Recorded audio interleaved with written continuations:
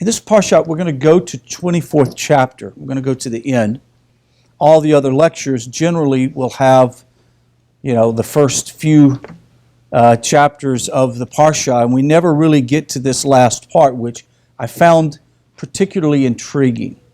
The Parshat Emor primarily teaches the laws concerning the Kohanim, the priest, the laws regarding the various festivals that make up a majority of the Parsha. There is a short narrative in this section that introduces a little bit more law, and then it returns back to the narrative. But this interesting text that we will read has to do with blasphemy, or cursing the name of God, and which has always been a bit intriguing for me, because we've often heard, if you have a potty mouth, you say something wrong, it's cursing, and it's a horrible sin. But this particular sin that took place was a sin to stoning, and there are some unusual things that take place. So I really was intrigued to try to ask myself, why would they stone a man for cursing? It had to have been a lot more than just saying a bad word or disgracing or saying something negative against God. I mean, God forbid, but there are times that many of us in our life have said things that we've been angry at God and said stuff to God in our anger and frustration, and yet He has spared us and not destroyed us. So I wanted to know what was going on behind the scenes. So we dug into this Parsha, which is going to be in chapter 24 of Vayikra, verses, we'll start with around, let's go 24, 10. And we will start with that. It says, the son of an Israelite woman, and if you're interested, this is important part of the text. The son of an Israelite woman, who was also the son of an Egyptian man, went out among the Israelites. This son of an Israelite woman fought with an Israelite man. And the son of the Israelite woman uttered the name of God and caused anger. They brought him to Moshe. His mother's name was Shlomith, the daughter of Dibri, from the tribe of Dan. They imprisoned him in the guardroom until the decree of the word of God came to Moshe, and was uttered to him. And the Lord spoke to Moshe, saying, take the one who caused anger outside the camp, and let all who heard him lay hands on his head, and let the entire community stone him. Whoa, that's some pretty heavy news. Quite unusual, because up to this point, something is being requested by Moshe that is never requested in any other situation in which capital punishment was to take place. And that was the laying on of hands. Where do we get the laying on of hands in another text in the Torah? Where? The sacrifice, correct? The Yom Kippur sacrifice, right? The priest comes out, lays hands. There's this whole discussion and dialogue from the sages of blessed memory as to what is the significance of the laying on of hands. Well, we know the only people involved, when it says to take the community of people, it didn't mean every Israelite stoned him. It meant those within the area that heard him say these words, that knew him. They had to gather together, lay hands on his head, and declare a decree. And the sages of blessed memory said the decree was basically this: your blood will be upon your head. Basically, we've heard these words. We've had to repeat what had taken place, and God forbid that your blood would be on our head. So he lays hands on him, and this appears to be the only time that someone is brought to a place of being destroyed or killed for speaking against Hashem. Now, let's go into sort of the behind-the-scene story. It says, and the son of an Israelite woman whose father was an Egyptian. Now, this is quite unique because in all of the previous cases of Torah law in which one is punished by capital punishment. Remember the guy that picked up sticks? Completely anonymous. No one knows who he is. There's a couple other places, completely anonymous. It just mentions the name, or mentions the circumstance. Here, very specific. The son of an Israelite woman whose father's an Egyptian went out among the people of Israel. Where did he go out among the people of Israel? Where was he coming from? Who was he going to? If he was with them, if he was born to a Jewish woman, does that make him a Jew? Yes, it makes him an Israelite. But there's something very unique and fishy going on, because why would Moshe commit such an immediate action of capital punishment for what this guy did? It had to have been so egregious, so wrong, that if it wasn't done, that punishment would come upon the whole household of Israel. It says, "And this son of the Israelite woman and the man of Israel strove together in the camp, and the Israelite woman's son blasphemed the name of Hashem and cursed, and they brought him to Moshe, and his mother's name was Shlomit, the daughter of Dibri, the tribe from the tribe of Dan, and they put him in custody." Now, very specific. They named the woman, they named the tribe. Why do you think that this is so important? Moshe lists this in this text, and it's interesting because according to the sages, this may not have even happened at this time. It may have happened at another time, and they've inserted this story right at this moment.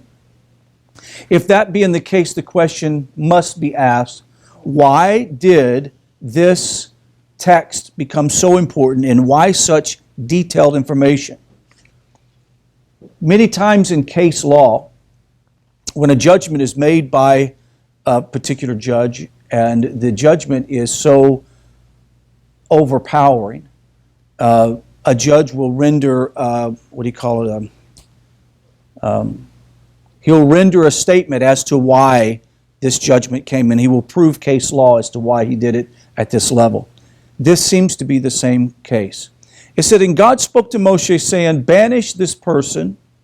It says, first put him in, and he first put him in prison, put him in a holding area, lockup area, which at this point we've never heard this language before, have we? Because at this point, there's actually been no discussion of a prison or a lockup facility in the whole household of Israel. None at all. Not even part of the discussion. Why was he put there? Because Moshe needed to know what to do, because there wasn't any real specific law to tell him what they should do. It says, he said, when you take him outside of the camp, you have those who heard the blasphemy take place, those who witnessed it, they will go outside of the camp with you, and they will lay hands on them.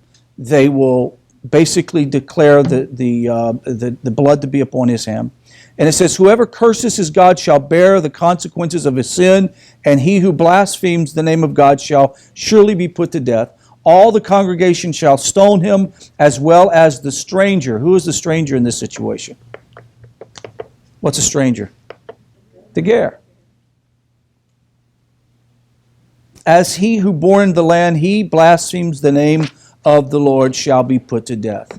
It is at this point that we hear a very interesting quote. It says that this law pertains to those who are Israel's and who is the stranger. There is one law for both people.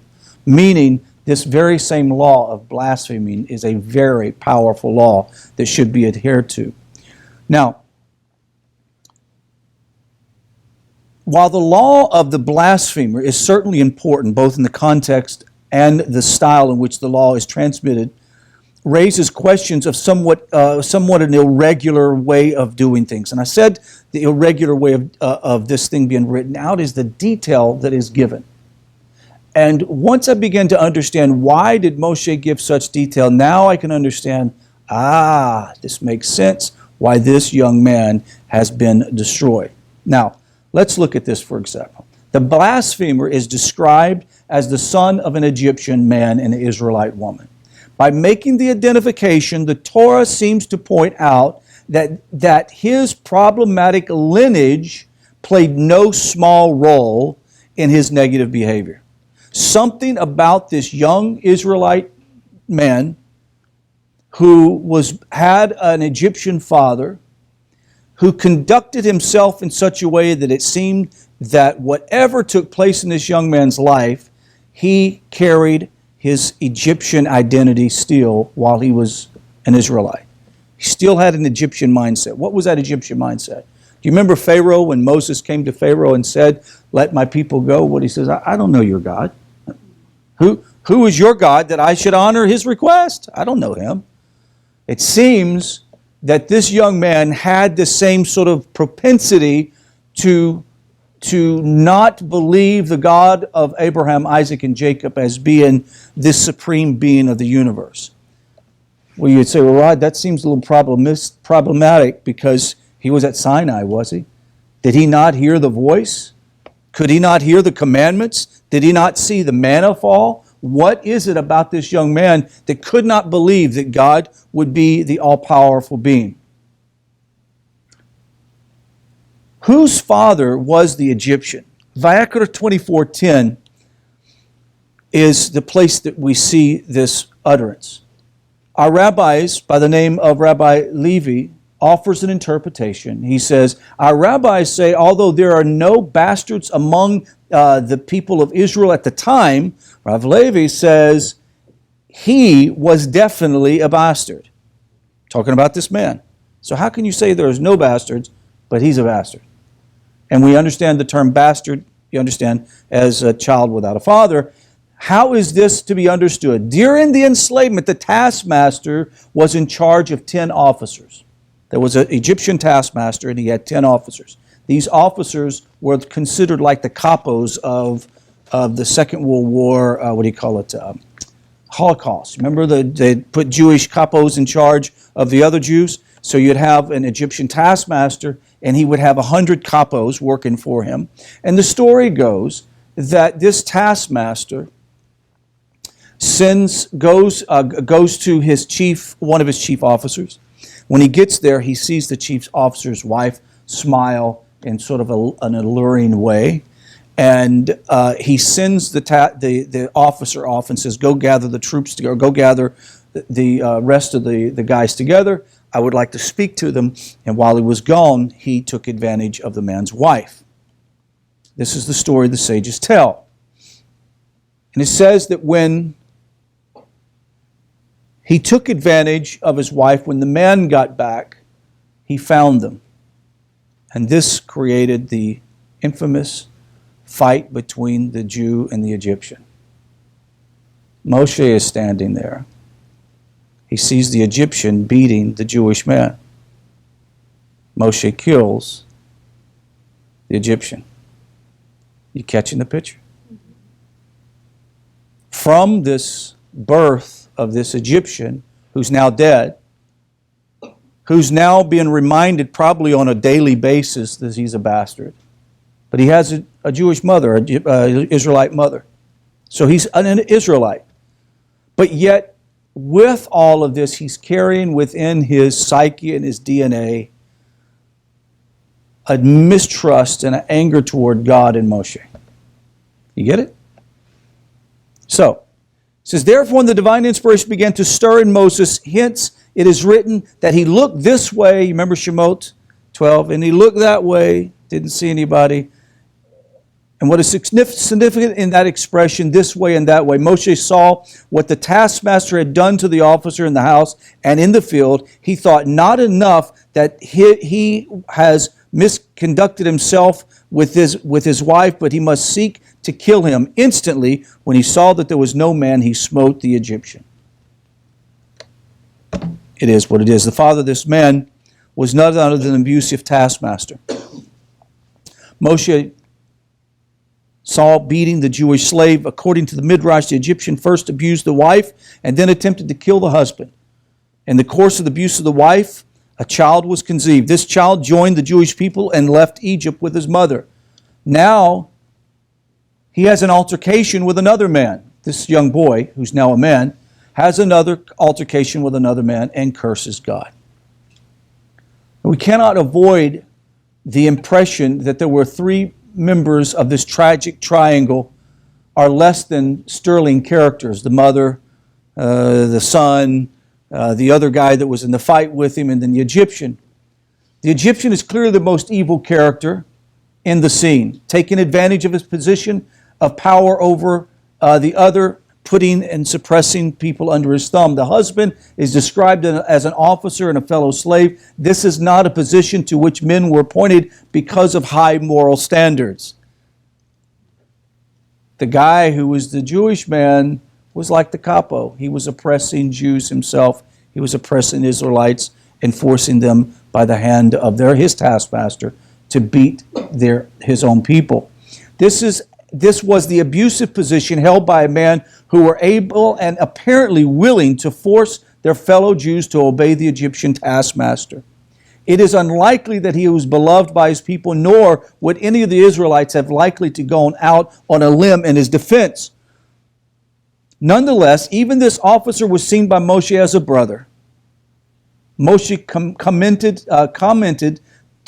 committed to justice, as well as his commitment to protect every Jew, was uncompromised and unparalleled. Moshe takes action. He steps in to save the Jewish officer from being beaten to death and killing the Egyptian taskmaster. Later, when Moshe again intercedes to try to stop an altercation between two Jews, his previous action is thrown back in his face. Does this sound familiar? Do you remember when Pinchas ran a spear? And what was the accusation to Moshe from the guy perpetrating the sexual crime? Right. Moshe, you're telling me I can't have a foreign wife, but your wife is a foreigner. Right? So it appears that when Moshe is trying to solve this altercation, this guy throws it in Moshe's face and says, hold on a second, I wouldn't be here if it wasn't for what you did. Because of your rash and rush to judgment, you killed my father. Because of your rules, laws, and regulations, which I despise, you killed my father. And so he cursed the name of God. And when he went out the second day, behold, two men of the Hebrews struggled together. And he said to one, this is continuing Shemot 2:13-14, who did wrong? Why do you strike your fellow? And he said, who made you a prince and judge over us? Do you intend to kill me as you killed the Egyptian? And Moshe feared and said, certainly this thing is known. Now, according to Midrash, the two men who were fighting on the second day were men by the name of Datan and Aviram, two provocateurs known primarily for their activities in the desert. And he went out on the second day, and behold, the two men of the Hebrews were striving together. This refers to Datan and Aviram, whom he calls striving on the account of their subsequent record. For it was they who said this thing. It was they who left over manna.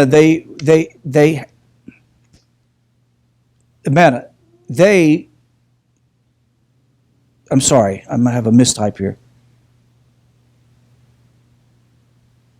It was an argument over the manna. It says, let us appoint a leader and return to Egypt. This is found in Bit Midbar. So these two guys were sort of the source of a lot of argument and negative talk about Moshe from the very beginning. They were both Israelites.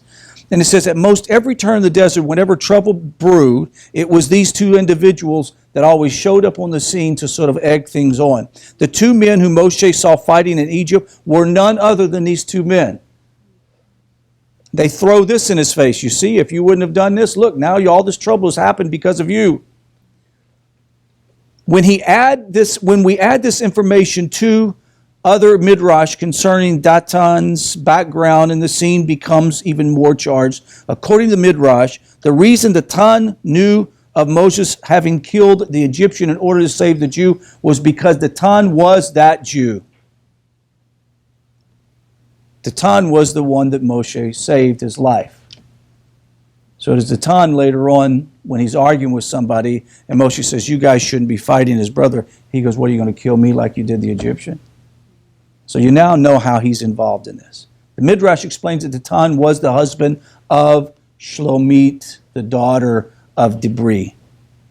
So this is the husband of the woman that was pregnant with the Egyptian. You following? You following? Sounds like a intriguing, like, what do you call that? As the world turns, right? It says, when Moshe saw this, he knew by the means of divine inspiration what had happened in the house and what the Egyptian was all about to do in the field. So he said, this man certainly deserves his death. It is from this whole traumatic, multi-year event that took place that Moshe realized that this young man has a deep-seated problem, and it is a cancer, and if it's not dealt with, it will bring judgment upon the whole people. It says the two men enmeshed in this triangle are therefore unsavory characters. The disgraced husband, Datan, was the sort of capo of sorts, as we said, who resented Moshe and challenged his leadership every step of the way. From the time they left Egypt, when they were on this other side of the Red Sea and say, we're going to be killed, to the manna, to the challenge of the leadership, this was the same man. The Egyptian was a cruel taskmaster, a rapist, a would-be murderer. The third member of the triangle was Shlomit, the daughter of Dibri, Datan's wife, the mother of the blasphemer. What was her role in this sordid episode? The Midrash material does not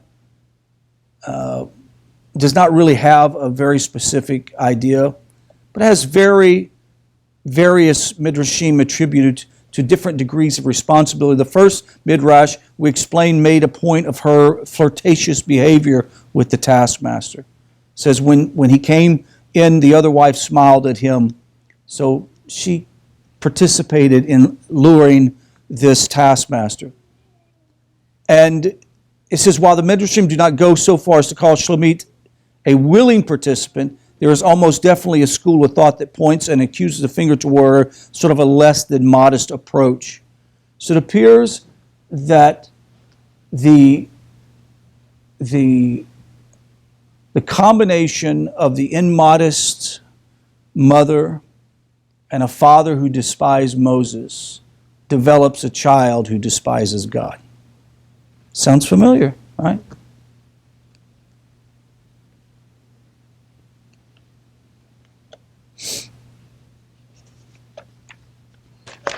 What is the lesson that we learn from this text?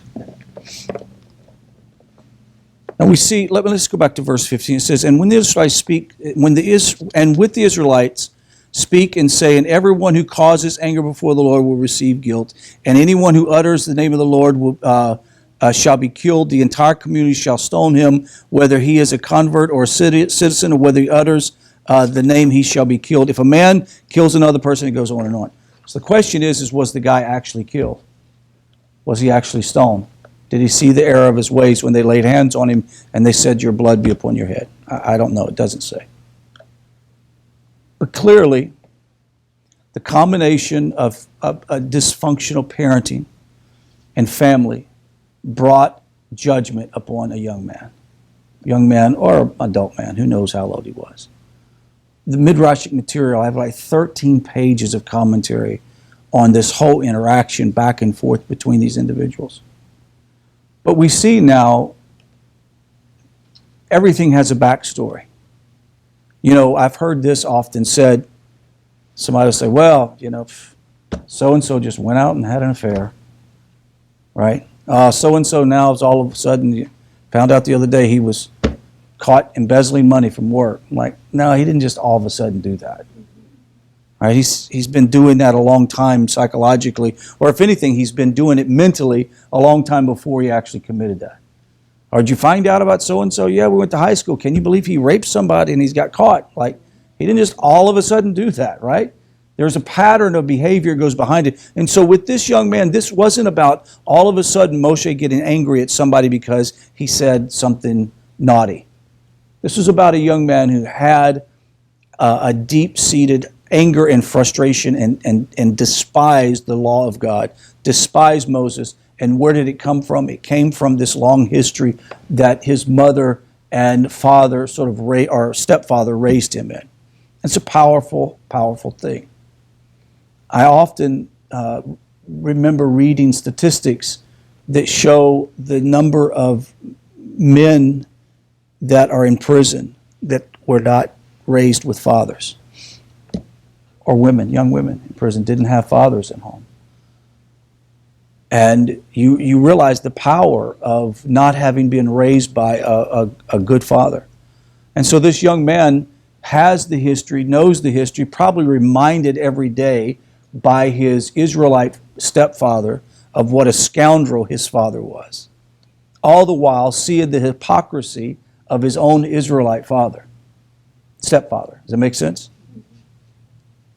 I remember this quote and used it often when raising my own children. It says, "Discipline without relationship breeds contempt." You get it? So here's a young man who's raised with all the discipline of Torah law with no relationship with the Creator, no relationship with the father, probably a very dysfunctional relationship with his stepfather, and a very odd relationship with his mother. What do you expect? Unfortunately, these circumstances develop tragedy in a time like this. Now, in the end, I would like to briefly talk about this idea of the laying on of hands. He spoke the unspeakable name of the Creator of the universe. How did he do it? Well, he was at Sinai, so he knew it. Everyone knew it. And then when it was time to stone the guy, they were to come lay hands on him and either transfer the guilt to them. There's one commentary, it says that it's much in the same way that the high priest lays hand on the goats and he transfers the guilt to the goats, saying, this is what should happen to us, right? And they say, because they participated in the witnessing of this, and even their silence, because they didn't say anything because they were too scared to utter the name themselves, remained silent. And then only later, when the Sanhedrin came to them, the investigators, and said what happened, they admitted to being witnesses to it and silent about the whole thing.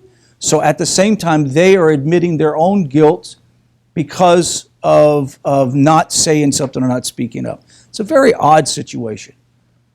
But can you imagine capital punishment today if the community would have to be that involved? There wouldn't be too many capital punishments, would there? I don't think there would be. I really do believe that it would completely change the attitude of people. If you had to go lay hands on the person that you're getting ready to stone, I don't believe that you would have that many stonings. As a matter of fact, the Torah tells us very clearly that any Sanhedrin or judge or court that would have more than one death execution in 70 years was a bloody court. Think about that. How many people do we kill in Texas? If that solved crime, we would have the lowest crime rate in the world, right? So we kill a lot of people. I'm not saying some people shouldn't be killed, but I'm just thinking that it would be nice when the reign of Torah law is in the world and we have justice that rules the land and not injustice. That concludes this lecture. Any questions, comments, fears, doubts, unbeliefs? Now.